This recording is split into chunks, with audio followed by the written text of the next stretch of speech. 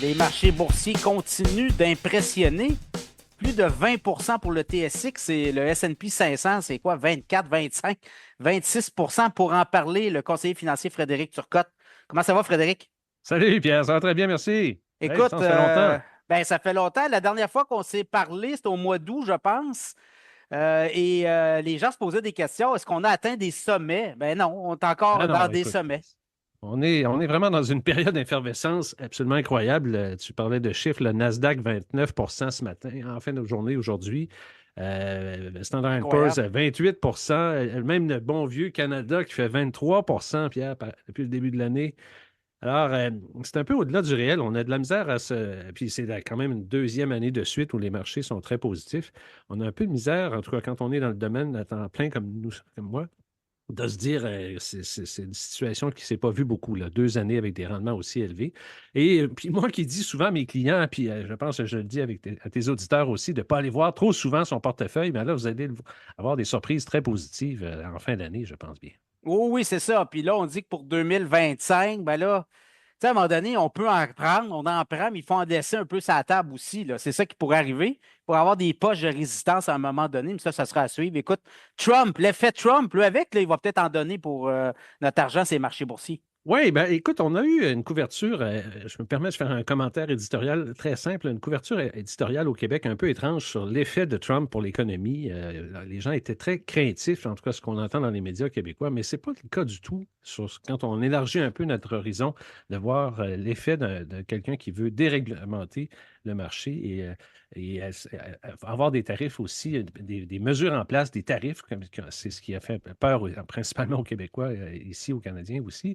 Alors, mais c'est pas toujours négatif, hein. C'est un peu ce que je voulais parler avec toi aujourd'hui. Les Américains en ont fait des phases. Écoute, ça date de 1930. Ils ont mis en place une des premières lois là, qui s'appelait Smooth Harley, qui était pour protéger tous les produits qui rentraient aux États-Unis. Ça n'avait pas été très inflationniste, malgré tout. Ça a été assez déflationniste. Puis en 2018, Trump en avait mis aussi des tarifs et ça n'a pas ça a pas généré une inflation là, qui n'arrêtait plus. Alors, je pense qu'il faut quand même relativiser beaucoup les menaces que Trump a fait entrer à l'inflation. C'est certain que peut faire mal là. Quand il dit 25 de tarifs provenant pour tout ce qui vient du Canada et du Mexique, c'est probablement une position de négociation, on s'entend. Là. Il va partir haut, il va descendre ça par la suite. Parce que le Canada est tellement présent en termes économiques avec les États. On transige beaucoup avec 34 des 51 États américains. C'est le partenaire numéro un. Euh, j'ai vu des chiffres, là, on calcule un impact sur le PIB du Canada au minimum d'1,8 sur le PIB, puis 1 aux États-Unis si les tarifs étaient imposés, puis il n'y a pas d'escalade. Alors, c'est quand même, c'est à peu près 1 300 $ par personne, puis 800 $ aux États-Unis. Puis si on va au pire, ben là, c'est moins 2,6 sur le PIB du Canada, puis 1,6 aux États-Unis. Donc, 1 900 $ d'impact par personne au Canada, 1 300 à peu près par personne aux États-Unis dans un scénario catastrophique où là, on répond à On ces. parle d'une guerre de tarifs, là, où là, on Exactement, oui, oui. répond de part et d'autre, là. Exact. Mais je ne crois vraiment pas qu'on va se rendre là.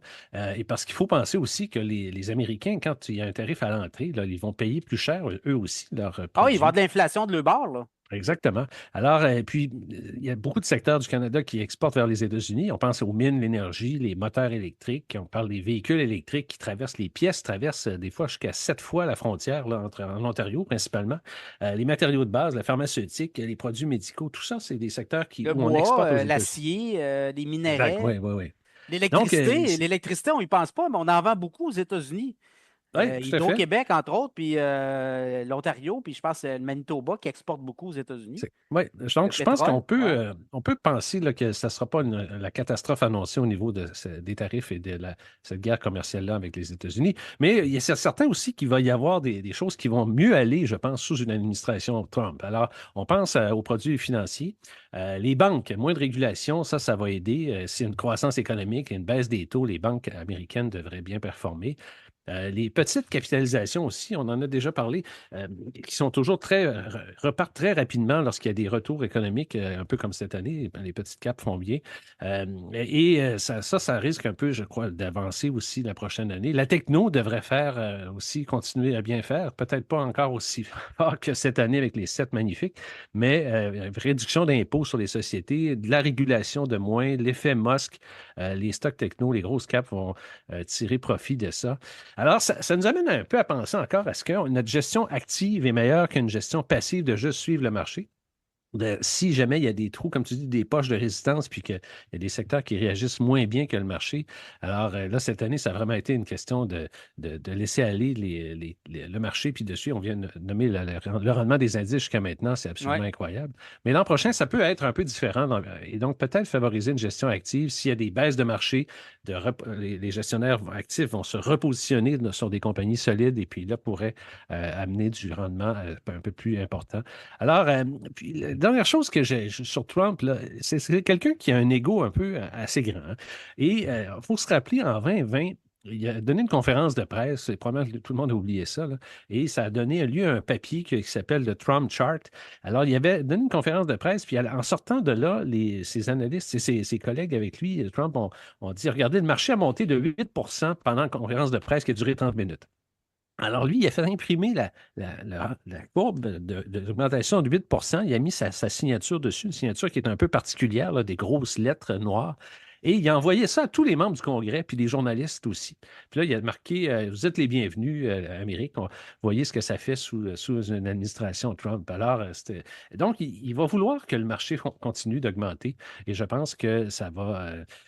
Cet exemple-là montre comment il est avare de ses succès, puis il veut vraiment continuer à ce que ça aille de l'avant. Dernier point, Pierre, sur le Bitcoin. Trump, l'été passé, il est allé donner une conférence je pense, que c'est Nashville, ou je ne suis pas certain. Nashville, à la fin juillet, ouais. Exact. Bon, une grosse conférence sur le Bitcoin. Et il avait fait, bon, là, il était en pré-campagne électorale et il fallait qu'il aille chercher cet auditoire-là potentiel de tous ceux qui achètent des Bitcoins. Mais il est allé de promesses vraiment énormes, là, de dire on va faire une réserve mondiale de crypto-monnaies aux États-Unis. On va arrêter de faire de la monnaie numérique que les banques centrales commencent à vouloir implanter, là, les CBDC. Alors, on va conserver 100 de nos Bitcoins, on ne les vendra pas. Il y en a présentement aux États-Unis, le gouvernement 200 000. Faire une réserve stratégique, ça veut dire continuer d'en accumuler. Alors, il parlait de 200 000 bitcoins par année, donc pour arriver à un total sur 5 ans de 1 million. Donc, faire avec un projet de loi pour faire vraiment une réserve de valeur avec le bitcoin. Et avoir aussi le même traitement, ça, c'est aussi super important que le dollar, donc qui est un moyen d'échange. Donc, quand on achète quelque chose en Bitcoin, c'est comme un Oui, dollar. Alors, il ne exact. faudrait pas que ça soit imposé. Donc, l'abolition du gain de capital sur le Bitcoin.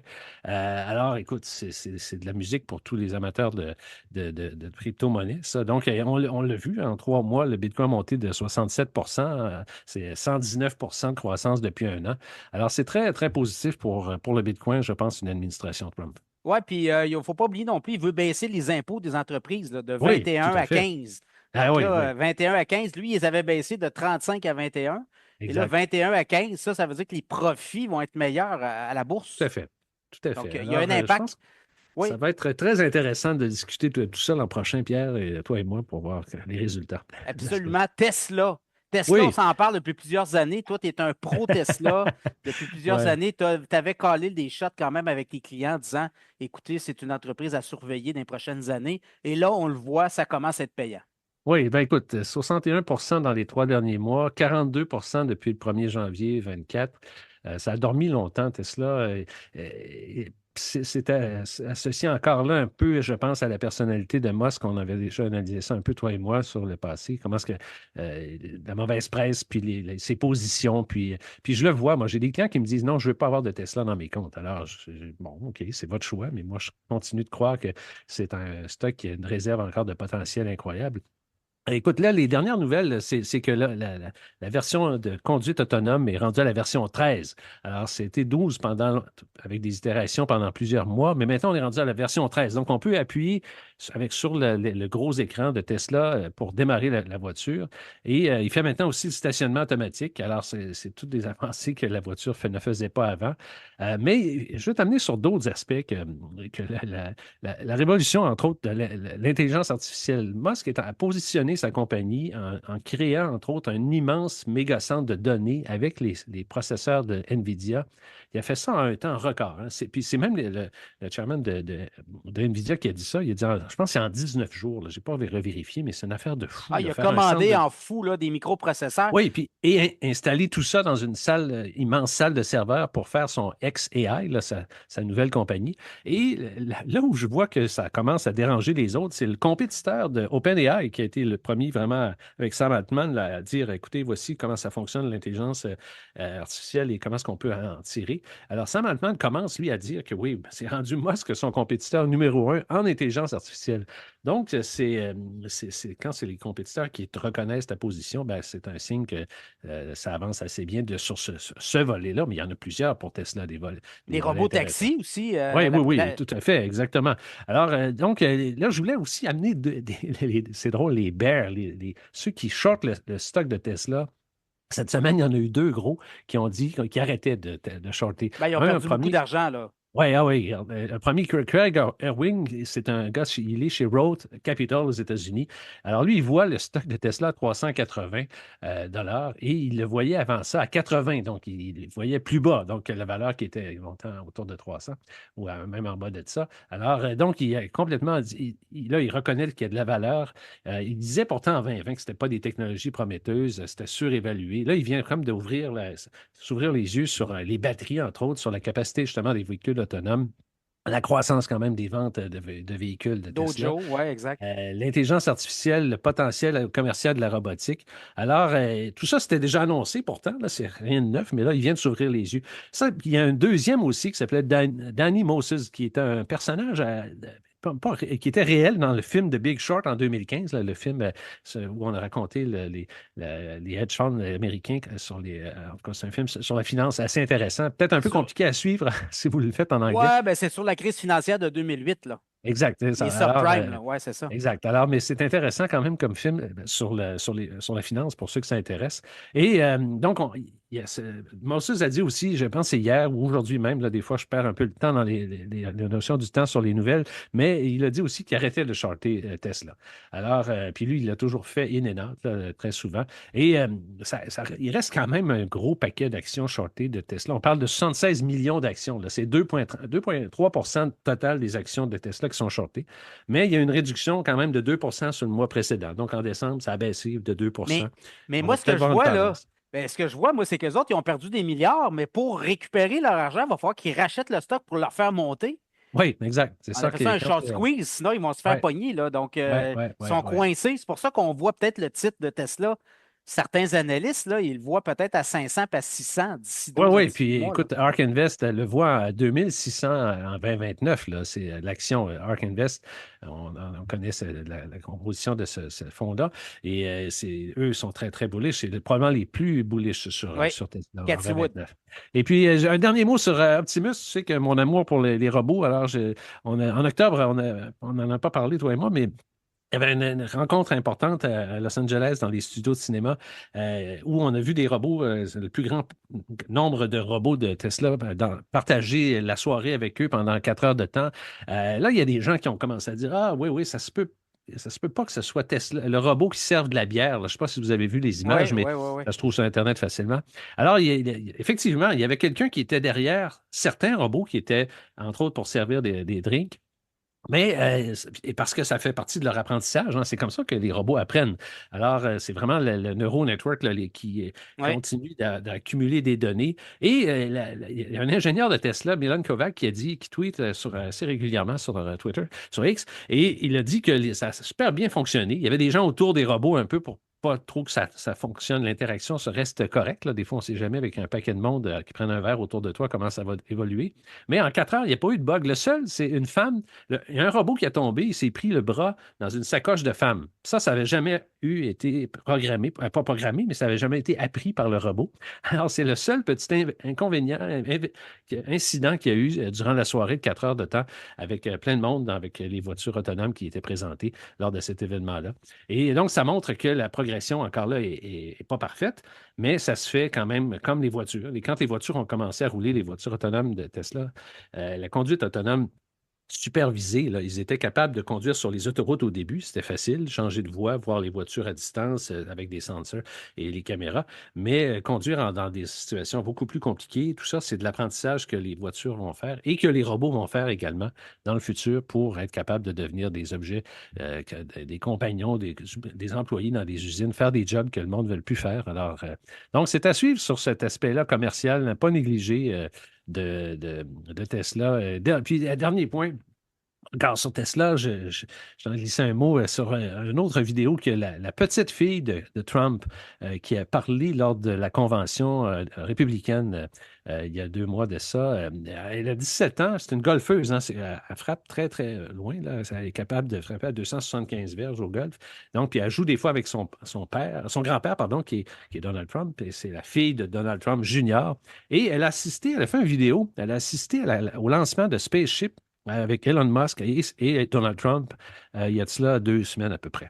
Peut-être, je pense que c'était le 6e vol. Et là, on la voit interagir, et puis c'est filmé là, candidement, là, c'est pas stagé. Là. Tu vois les réponses, les gens posent des questions à Elon Musk et comment il répond aux questions Oui, sur cette fusée. directement, oui, oui. Ah, c'est vraiment impressionnant de voir ça, comment il connaît sa matière sur le bout de ses doigts pour les fusées. Ben, Et c'est un ingénieur en aéronautique, là, tout à Musk, là, fait. il Alors, connaît ça. Tu sais. c'est vraiment impressionnant de Il y a voir. encore des gens au Québec qui le traitent de crétin, là, mais ça, Oui, le oui. QI de Mais quelqu'un, ça se mesure. allez voir ça. Donc, ça s'appelle Watching a Rocket Launch at SpaceX with Elon Musk. K-A-I Trump, la petite fille donc, de Donald Trump. Voilà, à suivre. Écoute, tu me dis la retraite à 40 ans, il y en a qui veulent ça, il y en a qui rêvent. Est-ce que ça Oui. se peut? Est-ce qu'on peut arriver à ça? Oui. Ben, écoute, dans tes auditeurs, là, j'en ai des gens qui sont clients avec moi qui se disent adeptes Fire. du mouvement FIRE, F-I-R-E, là, qui est le Financial Independence Retire Early. Alors, se retirer du travail à 40 ans. Alors, ça amène des conversations intéressantes quand ils deviennent clients avec moi parce que, c'est un modèle de vie assez frugal. Hein. Si tu veux vraiment prendre ta retraite à 40 ans, puis là, on pourrait définir ensemble c'est quoi vraiment arrêter de prendre la retraite. Là. C'est pas travailler. Plus travailler à partir de 40 ans, ça risque d'être quand même long pour se rendre à la fin de la vie maintenant, qui est autour de 90 très souvent. Là. Ça veut dire que tu vas être à la retraite plus longtemps que tu risques d'être à la retraite plus longtemps que tu as travaillé. 50 ans, oui, oui, 45, Ouais, 50 ans. Là, ouais, ouais. alors, c'est toute une commande quand même, mais c'est un mouvement super populaire sur Internet. Sur Reddit, on trouve des pages et il y a des outils, des calculateurs qui existent pour être capable de penser à accumuler assez d'argent pour se rendre à 40 ans, arrêter de travailler à 40 ans. Alors, c'est certain qu'il faut faire des sacrifices à court terme. Hein, c'est pas sorcier pour penser à avoir des avantages à long terme. Donc, c'est vraiment, tout doit être axé là-dessus. Il faut vraiment comme épargner à temps plein. Quand on dit en finance, on essaie d'économiser chaque année 10 à 15 de notre revenu pour la retraite. Bon, les adeptes du FIRE visent, eux autres, 50 à 70 d'épargne. Donc, c'est une très grosse quantité d'argent qui est mis dans le marché. Super ambitieux et ça demande vraiment des changements importants dans ta vie financière. Donc, tu ne dépenses plus, en d'autres mots, tout ton argent s'en va là. Tu fais vraiment une sélection de tes dépenses super Ah, et sérieuses. là tu es en mode, tu es quasiment en mode survie, là.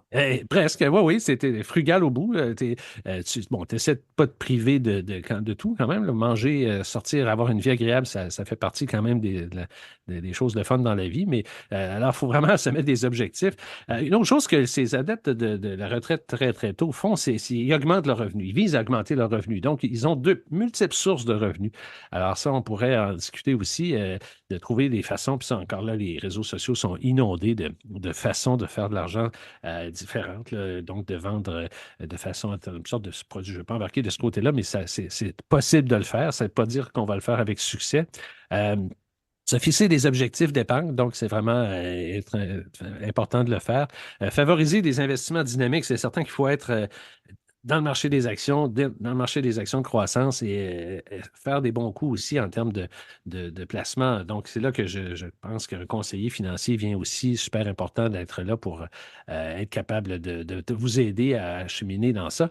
Il y a toutes sortes de règles qui existent. On dit, la question aussi qui vient, c'est comment s'en prendre d'argent pour arriver. Alors, il y a une règle du 25 qui dit, c'est assez simple, ça prend 25 fois le montant que tu dépenses annuellement pour être à l'accumuler pour la retraite.